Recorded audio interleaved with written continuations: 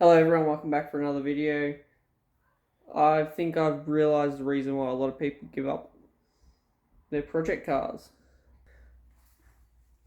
Right, as you can see, I think I've had this for 3 years now, or 3 years in April 2020. In April I got it.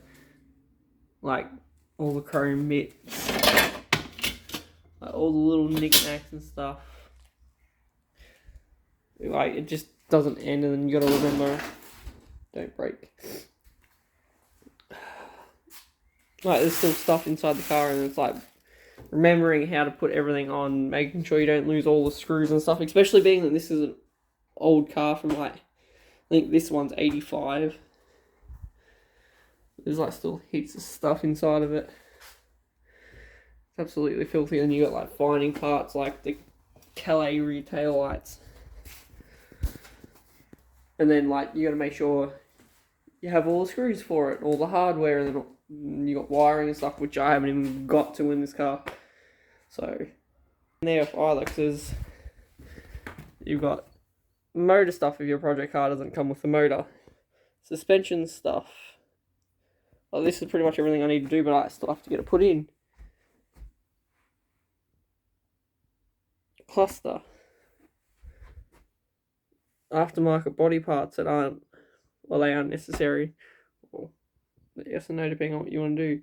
Keeping glass in good condition if you've got to take it out to do rust repairs or paint. Being that that's the original glass from like 85.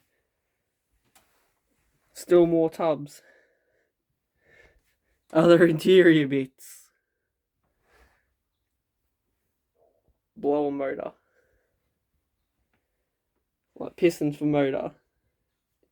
Washer bottle and overflow bottle. Like, there's just, so I think you get the point. Oh, as I'm walking out. Side, sway bar.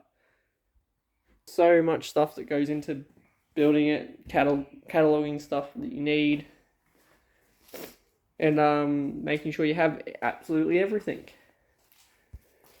Like, this dash is cracked, I've got to fix the dash. That's got to get fixed. And then you've still got the rust that needs to be fixed. People out there that can do everything. Like, I can't do everything, that's why it's taken so long to do it. Like, I don't think my friend's gonna like sitting like that. Let's see if I can sit it there. Or it's a lot that goes into doing things in general. Like, even I can do little bits and pieces not very well. Like, this could have been painted better, being that it's my first time painting the car too. So, well, second time doing, well, first time doing a full car, second time doing a car. I've done bits and pieces on that. It's like, but still sourcing all the bits. It's my first time restoring a car. 3 years building it, and just still haven't got to drive it yet or hear it running. So it's a bit unfortunate, but it's very overwhelming. It makes you understand why people struggle and give up on projects, or you see cars that are finished. And the worst part is like the wiring, bits and pieces, when I put it all back together, it might not all be there, knowing that I'm putting it back together to get it running. I still need a transmission, drive shaft, and all that stuff.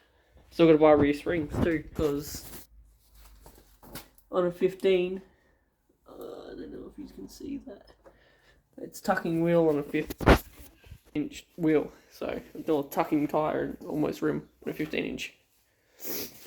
Funny story is like when this had to come off the trailer when it got here for the beaver panel, the back panel, like pretty much caught on the floor coming off the trailer because it was that low. No rebar, nothing. Like the rear boot was pretty much catching on the floor.